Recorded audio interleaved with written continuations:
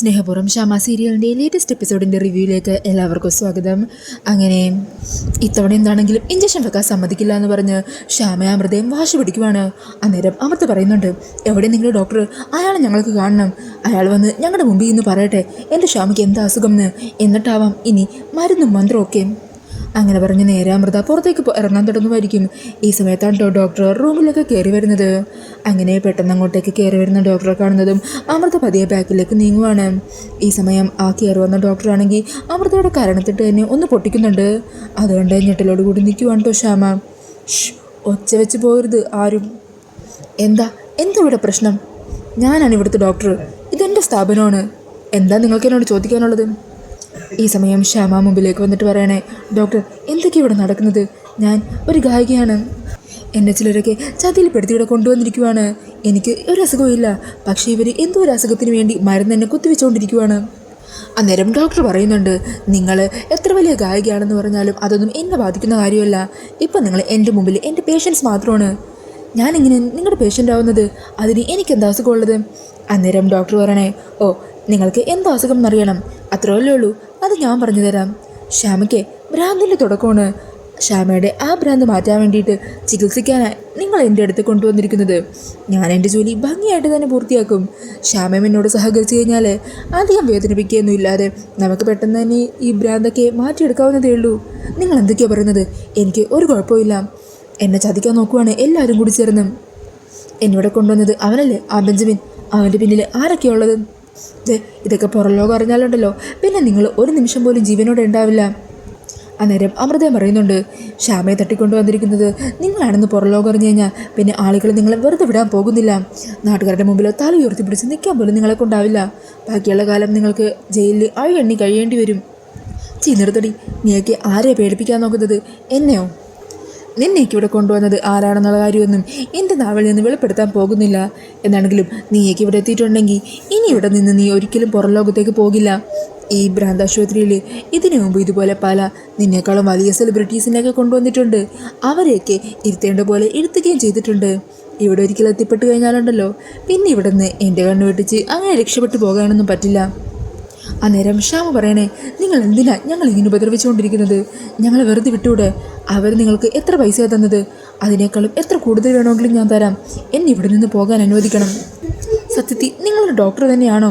അന്നേരം അയാൾ ചിരിച്ചുകൊണ്ട് പറയണേ, നിൻ്റെ ആ ചോദ്യം, അതിനുള്ള ഉത്തരം സത്യം പറഞ്ഞാൽ എനിക്ക് പോലും അറിയില്ല ഞാനൊരു ഡോക്ടറാണോ എന്ന്. പക്ഷേ എനിക്ക് വൃത്തിയായിട്ട് ചെയ്യാൻ അറിയാവുന്നൊരു കാര്യമുണ്ട്, നിൻ്റെയൊക്കെ ജീവനെടുക്കാൻ. അത് ഞാൻ കൃത്യമായിട്ട് തന്നെ ചെയ്തിരിക്കും. അതിലെനിക്ക് ഒരു മടിയുണ്ടാവില്ല. അതുകൊണ്ട് ഇനി നിൻ്റെയൊക്കെ ഭാഗത്തുനിന്ന് എന്തെങ്കിലും എതിർപ്പോ ഒച്ചത്തിലുള്ള സംസാരമോ എന്തെങ്കിലും ഉണ്ടായിട്ടെന്ന് ഞാൻ അറിഞ്ഞാൽ പിന്നെ ഞാൻ ഇങ്ങോട്ട് വരും. എൻ്റെ ഉള്ളിൽ മറ്റൊരു ഞാനുണ്ട്. ആ ഒരു സ്വഭാവം നീയൊക്കെ കൂടി പുറത്തെടുപ്പിക്കരുത്. എടുത്തു കഴിഞ്ഞാലുണ്ടല്ലോ, പിന്നെ നിങ്ങൾ രണ്ടുപേരും ഈ ഭൂമിയിൽ ജീവനോടെ ഉണ്ടാവില്ല. രണ്ടെണ്ണത്തിനെ ഞാൻ എൻ്റെ ഈ കൈ കൊണ്ട് തന്നെ തീർത്ത് കളയും. നിനക്ക് കുറച്ച് നാൾ കൂടി ജീവിച്ചിരിക്കണമെന്നുണ്ടെങ്കിൽ ഇവർ തരുന്ന മരുന്നും കഴിച്ച് മര്യാദക്ക് അടങ്ങി കിടക്കാം. അല്ലെങ്കിൽ അധികം വൈകാതെ തന്നെ നിനക്ക് പരലോകത്തേക്ക് പോകാം. മനസ്സിലായോടി എന്ന് പറഞ്ഞാൽ ശ്യാമയുടെ മുഖത്തിട്ട് ഒരു തല്ല് കൊടുക്കുവാണ് കേട്ടോ. എന്നിട്ട് ശ്യാമയെ കട്ടിലേക്കെടുത്തി ശ്യാമയുടെ കയ്യിൽ ബൂട്ട്സ് കൊണ്ട് ചവിട്ടി പിടിക്കുവാണ്. ഈ സമയം തടയാനായിട്ട് വന്ന അമൃതയുടെയും കഴുത്തിൽ ഇങ്ങനെ ഞെക്കിപ്പിടിച്ച് അവിടെ തടഞ്ഞു നിർത്തുവാണ്ടോ ഡോക്ടർ. എന്നിട്ട് ആ നഴ്സുമാരുടെ ശ്യാമയുടെ കയ്യിൽ ഇഞ്ചക്ഷൻ വെക്കാൻ പറയുവാണ്. ഈ സമയം ശ്യാമയാണെങ്കിൽ വേദനയെടുത്ത് അലറിക്കരയുവാണ്. അന്നേരം ആ നഴ്സുമാർ വന്ന് ശ്യാമയുടെ കയ്യിലേക്ക് ഇഞ്ചക്ഷൻ കുത്തിക്കയറ്റുവാണ്. അങ്ങനെ അതും കൂടി ശരീരത്തിലേക്ക് കയറുന്നതോടെ തലയെല്ലാം വെട്ടിപ്പിളരുന്നത് പോലെ വേദന സഹിക്കാനാവാതെ കരയുവാണ്ടോ ശ്യാമ. ഈ സമയം അമൃതേനെ ഡോക്ടർ തള്ളി മാറ്റുക. എന്നിട്ട് പറയണേ, മര്യാദക്ക് അടങ്ങി ഒതുങ്ങി ഇവിടെ കിടന്നു കഴിഞ്ഞാൽ രണ്ടിനും കുറച്ച് നാൾ കൂടി ആയുസ് കിട്ടും. അല്ലെങ്കിൽ ഞാൻ പറഞ്ഞത് ഓർമ്മയുണ്ടല്ലോ, എൻ്റെ ഉള്ളിലെ മറ്റൊരു സ്വഭാവത്തെ പുറത്തെടുപ്പിക്കരുത് രണ്ടും കൂടി. അങ്ങനെ പറഞ്ഞ് ഡോക്ടറും നേഴ്സും ഒക്കെ അവിടെ നിന്നും പോകുവാണ്. ഈ സമയം അമൃതയാണെങ്കിൽ ഓടി വന്ന് ശ്യാമയെ ചേർത്ത് പിടിക്കുന്നുണ്ട്. ശ്യാമേ, എന്താ പറ്റിയത്? എടുത്തി എൻ്റെ തലയ്ക്ക് പൊട്ടിത്തെറിക്കുന്ന പോലെ തോന്നുക എന്ന് പറഞ്ഞ് ശ്യാമ തലയിൽ ഇങ്ങനെ പിടിച്ച് അലറി നിലവിളിക്കുവാണ്. പിന്നീട് കാണിക്കുന്നത് രാത്രി കിടന്നുറങ്ങുന്ന ശ്യാമേനെയും അമൃതേനെയും ഒക്കെ ആയിരിക്കും കേട്ടോ. ഈ സമയം ഉറങ്ങിക്കിടക്കുന്ന ശ്യാമയ്ക്ക് എന്തോ ചില സ്വപ്നങ്ങളൊക്കെ കണ്ട് ഭയന്ന് ഞെട്ടി എഴുന്നേക്കുവാണ്. ഇതേ സമയം തന്നെ രാധികയും വരണ ഉറക്കത്തിലായിരിക്കും. രാധികയുടെ മനസ്സിലും അമ്മയെക്കുറിച്ചുള്ള ചിന്തകളും എന്തോ ചില സ്വപ്നങ്ങളൊക്കെ കാണുവാണ്ടോ രാധിക. അങ്ങനെ ഉറക്കത്തിൽ കിടന്ന്, അമ്മേ അമ്മേ എന്നൊക്കെ പറഞ്ഞ് രാധികയും ഓരോ പിച്ചും പെയ്യും ഒക്കെ പറഞ്ഞുകൊണ്ടിരിക്കുവാണ്. ഈ സമയം വരുൺ പെട്ടെന്ന് ഉറക്കത്തിൽ നിന്ന് എണീക്കുന്നുണ്ട്. രാധികയുടെ ഈ സംസാരമൊക്കെ കേട്ട് വരുണാണെങ്കിൽ രാധികയെ വിളിച്ചു നിർത്താതെ സങ്കടത്തോടു കൂടി രാധികയെ നോക്കുവാണ് കേട്ടോ. ഇതേസമയം ശ്യാമയാണെങ്കിൽ ഞെട്ടി എഴുന്നേറ്റ് ആകെ തളർന്ന് ഭഗവാനോട് കണ്ണുനീരോടെ പറഞ്ഞ് പ്രാർത്ഥിച്ചുകൊണ്ടിരിക്കണേ. എൻ്റെ മോളെ, എനിക്ക് നിൻ്റെ അടുത്തേക്ക് ഇനി എത്താൻ പറ്റുമോയെന്നറിയില്ല. പുറം ലോകത്തേക്ക് കാണാൻ പറ്റുമോയെന്ന് പോലും എനിക്ക് ഉറപ്പില്ല. പക്ഷേ മരിക്കുന്നതിന് മുമ്പ് എൻ്റെ മോളെ എൻ്റെ കണ്ണ് നിറയെ കാണണം എന്ന് ആഗ്രഹമുണ്ട്. അതിന് ഈ അമ്മയ്ക്ക് പറ്റുമായിരിക്കും അല്ലേ മോളെ എന്ന് പറഞ്ഞ് ശ്യാമയാണെങ്കിൽ അവിടെ കരഞ്ഞുകൊണ്ടിരിക്കുവാണ്.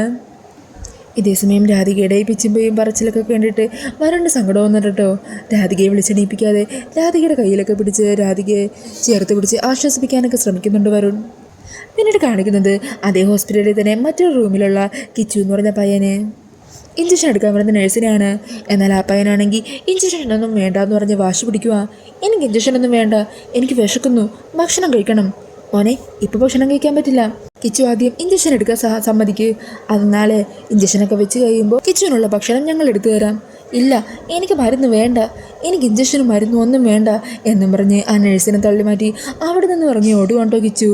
അങ്ങനെ കിച്ചു നേരെ ഓടി ചെല്ലുന്നത് ശ്യാമയുടെ അമൃതയുടെയൊക്കെ റൂമിലേക്കായിരിക്കും. ഈ സമയം അവർക്ക് അവിടെ നേഴ്സ് മരുന്നൊക്കെ കൊടുത്തുകൊണ്ടിരിക്കുമായിരിക്കും കേട്ടോ. അന്നേരം കിച്ചു അങ്ങോട്ടേക്ക് ഓടി വന്ന് അവിടെയുള്ള കട്ടിലിൻ്റെ താഴെ വന്നിരിക്കുവാണ്. എന്നിട്ട് ആ കട്ടിലിൻ്റെ കാലിൽ പിടിച്ചിട്ട്, ഞാൻ വരില്ല, എനിക്ക് നിങ്ങളുടെ മരുന്നും ഇഞ്ചക്ഷനും ഒന്നും വേണ്ട, എനിക്ക് വീട്ടിൽ പോകണം, എനിക്ക് ഭക്ഷണം കഴിക്കണം എന്നൊക്കെ പറഞ്ഞ് എന്നെ വാശി പിടിച്ചുകൊണ്ടിരിക്കുവാണ്. ഈ സമയം നേഴ്സുമാർ അങ്ങോട്ടേക്ക് ഓടി വരുന്നുണ്ട്. ദേ കിച്ചു, ദേഷ്യം പഠിപ്പിക്കല്ലേ, മര്യാദയ്ക്ക് ഇങ്ങ് വന്നേ. ഈ സമയം ശ്യാമയാമൃതയ്ക്ക് ആ കുട്ടിയെ അവിടെ നടക്കുന്ന കാര്യങ്ങളൊക്കെ നോക്കി നിൽക്കുക. അങ്ങനെ നേഴ്സുമാരും സെക്യൂരിറ്റിയും കൂടി ബലം പ്രയോഗിച്ച് ആ കുട്ടി അവിടെ നിന്ന് വലിച്ചു കൂട്ടിക്കൊണ്ടു പോകാൻ ശ്രമിക്കുക. അതൊക്കെ കണ്ട് ശ്യാമക്കും അമൃതയ്ക്കും ഒക്കെ വല്ലാതെ സങ്കടം തോന്നുന്നുണ്ട്. ഈ സമയത്തായിരിക്കും കേട്ടോ അവിടുത്തെ ബഹളമൊക്കെ കേട്ട് ആ ഡോക്ടർ അങ്ങോട്ടേക്ക് വരുന്നത്. എന്താ എന്താ ഇവിടെ? അത് പിന്നെ ഡോക്ടർ, കിച്ചു മരുന്ന് കഴിക്കാൻ സമ്മതിക്കുന്നില്ല, മാത്രമല്ല കഴിക്കില്ല എന്ന് പറഞ്ഞ് വാശി പിടിച്ച് ഈ റൂമിലേക്ക് ഓടിക്കേറി വന്നു. എന്താ കിച്ചു ഇത്? മര്യാദയ്ക്ക് ഇഞ്ചക്ഷൻ എടുത്തേ, വന്നേ. വേണ്ട, എനിക്ക് ഇഞ്ചക്ഷൻ വേണ്ട, മരുന്നും വേണ്ട. കിച്ചു, നീ ഇങ്ങ് വന്നേ, നിൻ്റെ റൂമിലേക്ക് ചെല്ല്. ഇല്ല, ഞാൻ ഒരിടത്തേക്കും വരില്ല, ഞാൻ ഇവിടെ തന്നെ ഇരിക്കൂ. ഡോക്ടർ, ഞങ്ങൾ ഇവനെ കൂട്ടിക്കൊണ്ട് വന്നോളാം. വേണ്ട, തൽക്കാലം കുറച്ചു നേരം അവനിവിടെ ഇരിക്കട്ടെ. അവിടെ എന്നെ കാണാൻ 2-3 പ്രധാനപ്പെട്ട ആൾക്കാർ വന്നിട്ടുണ്ട്, അതുകൊണ്ട് അത് കൊച്ചയും ബഹളമൊന്നും ഉണ്ടാകാൻ പാടില്ല. നിങ്ങളിവിടെ ഇതിന് പുറത്ത് തന്നെ നിന്നോ. എന്നിട്ട് ശ്യാമേനെ അമൃതേനെ നോക്കിയിട്ട് ഡോക്ടർ പറയണേ, അതെ, അവനൊരു 5 മിനിറ്റ് അവിടെ ഉണ്ടാകും. എന്തെങ്കിലും പ്രശ്നം ഉണ്ടാക്കിയെന്ന് ഞാൻ അറിഞ്ഞാൽ പിന്നെ രണ്ടിനും സ്വഭാവം അറിയാമല്ലോ. അങ്ങനെ പറഞ്ഞ് ഡോക്ടർ അവിടെ നിന്നും പോകുവാണ്. ഈ സമയം നേഴ്സുമാരും അവിടെ നിന്നും പോകുന്നുണ്ട് കേട്ടോ. സെക്യൂരിറ്റിക്കാരും പുറത്തിറങ്ങി നിൽക്കുവാണ്. അന്നേരം ശ്യാമയാമൃതയും കൂടി കിച്ചുവിൻ്റെ അരികിലേക്ക് വിളിക്കുക. എന്തു പറ്റി? മോൻ എന്താ മരുന്ന് കഴിക്കില്ല എന്ന് പറഞ്ഞ് വാശി പിടിക്കുന്നത്? എനിക്ക് മരുന്നൊന്നും വേണ്ട, എനിക്ക് വിശന്നിട്ട് വയ്യ, എനിക്ക് ഭക്ഷണം വേണം, എനിക്ക് നല്ലപോലെ വിശക്കുന്നുണ്ട്. അതേക്കുന്നതും ശ്യാമ പറയണേ, എട്ടത്തി ആ ഭക്ഷണം ഇങ്ങെടുത്തേ. അങ്ങനെ അവർക്ക് കഴിക്കാനായിട്ട് വെച്ചിരുന്ന ഭക്ഷണം ഉണ്ടല്ലോ, അതെടുത്ത് ആ കുട്ടിക്ക് കൊടുക്കുവാണ്. അന്നേരം ഭക്ഷണം കിട്ടിയതും ആ കുട്ടിയാണെങ്കിൽ സന്തോഷത്തിൽ ആർത്തിയോടെ ഭക്ഷണം കഴിച്ചുകൊണ്ടിരിക്കുവാണ് കേട്ടോ. അങ്ങനെ ശ്യാമയും അമൃതയും ആ കുട്ടിയെ നടുക്കിരുത്തി അവന് ആവശ്യത്തിന് ഭക്ഷണമൊക്കെ കൊടുക്കുന്നുണ്ട്. പെട്ടെന്ന് ഭക്ഷണം കഴിച്ചുകൊണ്ടിരിക്കുന്നതിനിടയ്ക്ക് ആ കുട്ടിയാണെങ്കിൽ ശ്യാമയെ തന്നെ ശ്രദ്ധിക്കുക. എന്നിട്ട് പറയണേ, രാധിക ചേച്ചി. രാധികയുടെ പേര് കേൾക്കുന്നതും ശ്യാമ അമൃതയെ ഷോക്കാകുവാണ്. എന്താ മോനെ, എന്താ പറഞ്ഞത്? അത് പിന്നെ ആൻറ്റിയെ കാണാനുണ്ടല്ലോ, എൻ്റെ വീടിൻ്റെ അടുത്തുള്ള രാധിക ചേച്ചിയെ പോലെ തന്നെയുണ്ട്. മോൻ്റെ വീട് എവിടെയാ? അത് ഒരു കൃഷ്ണക്ഷേത്രമുണ്ട്, അതിൻ്റെ അടുത്താണ് എൻ്റെ വീട്. അവിടുത്തെ തിരുമേനിയുണ്ട്, ആ തിരുമേനിയുടെ മോളെ രാധിക ചേച്ചി. അത് കേൾക്കുമ്പോൾ ശ്യാമക്കും അമൃതക്കും സന്തോഷമാകുക.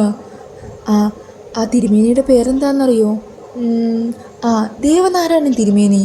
അത് കേൾക്കുമ്പോഴേക്കും ശ്യാമക്ക് ഉറപ്പിക്കുവാണ് തൻ്റെ രാധികനെക്കുറിച്ച് തന്നെയാണ് ആ കുട്ടി പറയുന്നതെന്ന്. മോനെ രാധിക ചേച്ചിനറിയോ? അറിയാം, ഞാൻ പറഞ്ഞില്ലേ എൻ്റെ വീടിൻ്റെ തൊട്ടടുത്താണ്. എന്നെ കാണാനേ എൻ്റെ അമ്മ വരുമ്പോൾ ഞാൻ ആൻറ്റിയുടെ കാര്യം അമ്മയോട് പറയാം. രാധിക ചേച്ചിനെ പോലെയുള്ള ഒരു ആൻറ്റി ഇവിടെ ഉണ്ടെന്ന് ഞാൻ അമ്മയോട് പറയുന്നുണ്ട് കേട്ടോ. അത് കേൾക്കുമ്പോൾ ശ്യാമക്ക് സന്തോഷമാണേ. മോൻ്റെ അമ്മ എപ്പോൾ വരും? അതെനിക്കറിയില്ല, ഇടയ്ക്കെന്നെ കാണാൻ വരാറുണ്ട്. അമ്മയോട് മോൻ മറക്കാതെ ആൻറ്റിയുടെ കാര്യം പറയോ? ഉറപ്പായും പറയാം ആൻറ്റി. എന്നാൽ ശരി, ഞാൻ ചെല്ലട്ടെ എന്നും പറഞ്ഞ് ആ കുട്ടി അവിടെ നിന്ന് ഓടിപ്പോകുവാണ് കേട്ടോ. ഈ സമയം ശ്യാമയുടെ ഉള്ളിലൊരു പ്രതീക്ഷ തോന്നുക. എട്ടത്തി പറഞ്ഞത് കേട്ടില്ലേ, ദൈവമായിട്ടാണ് അവനെ നമ്മുടെ മുമ്പിൽ എത്തിച്ചത്. അവൻ രാധികമ്മളുടെ വീടിൻ്റെ അടുത്ത് താമസിക്കുന്നതെന്ന്. ദേവനാരായണൻ തിരുമേനിയെ അവൻ അറിയാമെന്ന് പറഞ്ഞില്ലേ? അന്നേരം അമൃത സംശയത്തോട് ചോദിക്കുന്നുണ്ട്, ആ കുട്ടി രാധികയെ തന്നെയായിരിക്കും ഉദ്ദേശിച്ചത്? പിന്നെ അല്ലാതെ എട്ടത്തി. അല്ല, അവൻ്റെ നാടേതാണെന്ന് പോലും അറിയില്ലെന്നല്ലേ പറഞ്ഞത്? അത് പിന്നെ അവൻ അസുഖമുള്ളതല്ലേ, ഇവിടെ മരുന്നൊക്കെ കഴിക്കുന്നുണ്ടല്ലോ, അതുകൊണ്ടായിരിക്കും. കൃഷ്ണക്ഷേത്രത്തെക്കുറിച്ച് പറഞ്ഞത് കേട്ടില്ലേ? തിരുമേനയുടെ പേര് പറഞ്ഞത് കേട്ടില്ലേ? അവൻ്റെ അമ്മ വരുമ്പോൾ അവൻ എന്താണെങ്കിലും എന്നെക്കുറിച്ച് അവരോട് പറയും. അവൻ്റെ അമ്മ ഈ കാര്യം രാധിക മോളെ അറിയിച്ചു കഴിഞ്ഞാൽ രാധിക വരണം, ഉറപ്പായിട്ടും നമ്മളെ അന്വേഷിച്ച് ഇവിടെ വരും. ശരിയാ ഷാമി, നീ പറഞ്ഞതൊക്കെ. നീ പറയുന്നത് കേട്ടപ്പോൾ എനിക്ക് നല്ല പ്രതീക്ഷ തോന്നുന്നുണ്ട്. ചിലപ്പോൾ ഇത് ദൈവമായിട്ട് ഒരുക്കി തന്ന അവസരം തന്നെയായിരിക്കും. അല്ലെങ്കിൽ അവൻ ഇങ്ങോട്ട് തന്നെ ഓടി വരില്ലല്ലോ. അവരറിഞ്ഞിട്ടുണ്ടെങ്കിൽ അവരെന്താണെങ്കിലും ഇവിടെ എത്തും, നമ്മളിവിടെ നിന്ന് രക്ഷിക്കും. അതേ ഏട്ടത്തി, ഭഗവാനായിട്ട് ഇപ്പോൾ ഒരു പ്രതീക്ഷയില്ലാതിരുന്ന എൻ്റെ മനസ്സിലേക്ക് ഒരു പ്രതീക്ഷ ഇട്ട് തന്നിരിക്കുക. ഭഗവാനെ നീ കഴിവിടല്ലേ എന്ന് പറഞ്ഞ് ശ്യാമ പ്രാർത്ഥിക്കുവാണ്. പിന്നീട് കാണിക്കുന്നത് സമയം വൈകിയതറിഞ്ഞ് രാധിക പെട്ടെന്ന് തന്നെ വെളുപ്പിന് ഞെട്ടി എഴുന്നേക്കുക. ഷോ, ലേറ്റായല്ലോ. അന്നേരം വരുൺ എണീക്കുന്നുണ്ട്. അതെ വരുൺ, ലേറ്റായി, ഞാൻ വേഗം ഒന്ന് അടുക്കളയിലേക്ക് ചെല്ലട്ടെ. എങ്ങനെ ലേറ്റാക്കാതിരിക്കും? താൻ ഇന്നലെ അതിന് മര്യാദ കുറഞ്ഞിട്ടില്ലല്ലോ. ഉറക്കത്തില്ലേ, അമ്മയെക്കുറിച്ചുള്ള ചിന്തയും മറ്റുമായിരുന്നു. എന്തൊക്കെ പിച്ചും പോയോ പറഞ്ഞെന്നറിയോ? ഞാൻ പിന്നെ തന്നെ വിളിക്കാൻ ചേട്ടാ. അങ്ങനെ രാധിക അവിടെ നിന്ന് എണീക്കാൻ തുടങ്ങുമായിരിക്കും. ഈ സമയം വരണം പറയണേ, ഞാനും വരാം. അത് വേണ്ട, വരും കിടന്നോ. എടോ, താനെന്താണെങ്കിലും രാവിലെ ഫുഡ് ഡെലിവറി ചെയ്യാൻ പോകുന്ന സമയം ഞാൻ ഇവിടെ വെറുതെ ഇരിക്കുമല്ലേ, അപ്പം ഞാൻ കിടന്നുറങ്ങിക്കോളാം, താൻ വന്നേ ഇങ്ങോട്ട്. അങ്ങനെ പറഞ്ഞാൽ വരുണൻ രാധികയും കൂടി അടുക്കളയിലേക്ക് പോകാൻ നിൽക്കുമായിരിക്കും. ഈ സമയത്താണ്ടോ അവിടെ രാധികയെ സഹായിക്കാൻ വരുന്നൊരു ചേച്ചി അത് രാവിലെ തന്നെ അവിടെ എത്തുന്നത്. അവർ വന്ന് ഡോറിൽ തട്ടുവാ. അങ്ങനെ രാധിക പോയി ഡോർ തുറക്കുന്നുണ്ട് കേട്ടോ. ചേച്ചിയോ? എന്താ ചേച്ചി ഇത്ര നേരത്തെ? അതിന് മോളെ, ഇന്നെനിക്ക് ഒരു സ്ഥലം വരെ അത്യാവശ്യമായിട്ട് പോകാനുണ്ടായിരുന്നു. അപ്പോൾ ജോലിയൊക്കെ നേരത്തെ തന്നെ ഒന്ന് ഒതുക്കി വെക്കാമല്ലോ എന്ന് വിചാരിച്ചു. അയ്യോ, അതിലിത്രയും രാവിലെ ഒന്നും പറയേണ്ട കാര്യമില്ലായിരുന്നു. സാരമില്ല മോളെ, നമ്മൾ ചെയ്യേണ്ട ജോലികളൊക്കെ കൃത്യമായിട്ട് ചെയ്തു കഴിഞ്ഞാൽ മനസ്സിനൊരു സമാധാനം ഉണ്ടാകുമല്ലോ. എന്നാൽ ശരി, ചേച്ചി വാ. അങ്ങനെ വരുണും രാധികയും ആ ചേച്ചിയും കൂടി നേരെ അടുക്കളയിലേക്ക് പോകുക. രാധിക ആ ചേച്ചിയോട് തേങ്ങ ചിരകി വെക്കാൻ പറയുവാണ് കേട്ടോ. അങ്ങനെ രാധികയും ഓരോ കാര്യങ്ങളായിട്ട് ചെയ്യുന്നുണ്ട്. വരുണ സഹായത്തിനായിട്ട് ഒപ്പം തന്നെ ഉണ്ട് കേട്ടോ. ഈ സമയം രാധിക ചോദിക്കുന്നുണ്ട്, അല്ല ചേച്ചി, എങ്ങോട്ടേക്കാ രാവിലെ തന്നെ പോകാനുള്ളത്? അത് പിന്നെ മോളെ, മോൾക്കറിയാമല്ലോ കിച്ചുവിൻ്റെ അസുഖത്തെക്കുറിച്ച്. അവനെ അതുകൊണ്ട് ഒരു ഹോസ്പിറ്റലിൽ ചേർത്തിരിക്കുവാണ്. മാസത്തിലൊരിക്കൽ അവനെ കാണാൻ പോകും. അതിനുവേണ്ടി പോകാനായിരുന്നു. അത് നല്ലതാ ചേച്ചി. അവനും ചേച്ചി വരുന്നത് ഒത്തിരി സന്തോഷമാകുമല്ലോ. അന്നേരം വരുൺ ചോദിക്കുന്നുണ്ട്, അല്ല കിച്ചുവിൻ്റെ അസുഖമൊക്കെ ഇപ്പോൾ എങ്ങനെയുണ്ട്, കുറവുണ്ടോ? അവനല്ലെങ്കിൽ നോർമലായിട്ടൊക്കെ തന്നെ സംസാരിക്കുന്നത്. പിന്നെ ഇടയ്ക്കെപ്പോഴെങ്കിലും അവൻ ഇങ്ങനെ ദേഷ്യം വരും. അന്നേരം വയലൻ്റായിട്ട് എന്തെങ്കിലുമൊക്കെ കാണിക്കുന്നേ ഉള്ളൂ. സത്യം പറഞ്ഞാൽ അവനെ ഹോസ്പിറ്റലിൽ ചേർക്കാൻ എനിക്കൊട്ടും താല്പര്യമില്ലായിരുന്നു. അവൻ അവിടെ നിർത്തിപ്പോരാൻ മനസ്സും അനുവദിക്കുന്നില്ല. ഒന്നാമത് അവിടുത്തെ ഡോക്ടറിനെയും അവിടെയുള്ളവരുടെ രീതികളും പെരുമാറ്റവും ഒന്നും എനിക്ക് തീരെ ഇഷ്ടമല്ല. പലതവണ അവൻ അവിടെ നിന്ന് കൂട്ടിക്കൊണ്ടു വന്നാലോ എന്ന് ഞാൻ വിചാരിച്ചതാ. എന്നാൽ അവരതിന് സമ്മതിച്ചില്ല. ഓരോരോ കാര്യങ്ങളൊക്കെ പറഞ്ഞ് എന്നെ പേടിപ്പിക്കും. ട്രീറ്റ്മെൻറ്റ് മുടക്കിയാൽ അത് കുട്ടിയെ ദോഷകരമായി ബാധിക്കും, അങ്ങനെയൊക്കെ അവർ പറയുന്നത്. അതൊക്കെ കേട്ട് രാധിക പറയണേ, എന്നാലും നമ്മുടെ ഇഷ്ടമല്ലേ കുട്ടിയെ എവിടെ നിർത്തണം എവിടെ നിർത്തണ്ടെന്നൊക്കെ. ഒരു ഡോക്ടേഴ്സിനും ബലം പിടിച്ച് അവിടെ അങ്ങനെ തുടരാൻ അനുവദിക്കാൻ പാടില്ലല്ലോ. ചേച്ചിക്ക് അവിടെ നിന്നും കിച്ചുവിനെ കൂട്ടിക്കൊണ്ടുവരാൻ തോന്നുന്നുണ്ടെങ്കിൽ അത് ധൈര്യമായിട്ട് ചെയ്യണം. അവരോട് പറയാനുള്ളതെല്ലാം മുഖത്ത് നോക്കി തന്നെ പറയണം. ഞാനെന്താണെങ്കിലും നോക്കട്ടെ രാധിക മോളെ. ഈ സമയം രാധിക പറയുന്നുണ്ട്, ചേച്ചി ഇന്ന് ചേച്ചി ഹോസ്പിറ്റലിൽ പോകുമ്പോൾ ഞാനും കൂടി ചേച്ചിയുടെ കൂടെ വരട്ടെ. അത് കേൾക്കുന്നതും വരൺ പറയണേ, അതെന്താണെങ്കിലും നല്ലതായിരിക്കും രാധികയെ. ചേച്ചിക്ക് താനും കൂടി കൂടേണ്ടെങ്കിൽ ഒരു സപ്പോർട്ടാകുമല്ലോ. അവരോട് പറയാനുള്ളതെല്ലാം മുഖത്ത് നോക്കി പറയുകയും ചെയ്യാം. മോള് കൂടെ വരുന്നതിൽ എനിക്ക് സന്തോഷമേ ഉള്ളൂ. അങ്ങനെയാണെങ്കിലേ നമുക്ക് ജോലിയെല്ലാം വേഗം തീർക്കാം. രാവിലത്തെ കുറച്ച് ഓർഡർ കൂടി കൊടുത്തു കഴിഞ്ഞാൽ നമുക്ക് നേരെ അങ്ങോട്ടേക്ക് പോകാം. എന്നാൽ ശരി മോളെ, അങ്ങനെ ആവട്ടെ. അങ്ങനെ രാധിക ആ ചേച്ചിക്കൊപ്പം ക്ഷാമയുള്ള അതേ മെൻ്റൽ ഹോസ്പിറ്റലിലേക്ക് പോകാൻ വേണ്ടി തയ്യാറാകുവാണ്. പിന്നീട് കാണിക്കുന്നത് ഔട്ട് ഹൗസിൽ അസുഖം കൂടി വല്ലാതെ ബുദ്ധിമുട്ടുന്ന ഉർവശിനെയാണ് കേട്ടോ. കുറച്ച് വെള്ളം മേശപ്പുറത്തിരിക്കുന്ന വെള്ളത്തിൻ്റെ ജഗ് എടുത്ത് കുടിക്കാനായിട്ട് ശ്രമിക്കുന്നുണ്ടെങ്കിലും അതെല്ലാം താഴെ വീണ് പൊട്ടിപ്പോകുവാണ്. തൊണ്ട വരണ്ട് വല്ലാതെ അസ്വസ്ഥത തോന്നിയിട്ടും കുറച്ച് വെള്ളം പോലും കുടിക്കാനാവാതെ ഉർവശിയാണെങ്കിൽ താൻ ചെയ്തു കൂട്ടിയ പാപങ്ങൾക്കുള്ള ശിക്ഷകളെല്ലാം അനുഭവിച്ചുകൊണ്ടിരിക്കുന്നുണ്ട്. അപ്പോൾ അതൊക്കെയാണ് കേട്ടോ ലേറ്റസ്റ്റ് എപ്പിസോഡിൽ കാണിക്കുന്നത്. പിന്നീട് നാളത്തെ എപ്പിസോഡിൻ്റെ പ്രൊമോയിൽ കാണിക്കുന്നത് ആ ഒരു ചേച്ചിക്കൊപ്പം ശ്യാമയും അമൃതയൊക്കെ അഡ്മിറ്റ് ചെയ്തിരിക്കുന്ന ആ ഒരു ഹോസ്പിറ്റലിലേക്ക് എത്തുന്ന രാധികനെയാണ്. ഈ സമയം രാധികയും കിച്ചുവിൻ്റെ അമ്മയും കൂടി കിച്ചുവിനെ കാണാനായിട്ട് അവൻ്റെ റൂമിലേക്ക് പൊയ്ക്കൊണ്ടിരിക്കുവാണ് കേട്ടോ. ഇതേ സമയം തന്നെ ആ ഡോക്ടർ അവിടെ എത്തിയ രാധികനെ കണ്ട് ഞെട്ടിത്തിരിക്കുവാണ്. ക്ഷാമയുടെ അതേ മുഖമുള്ള രാധികയെ കാണുന്നതും ഡോക്ടർ സത്യം തിരിച്ചറിയുവാണ് കേട്ടോ.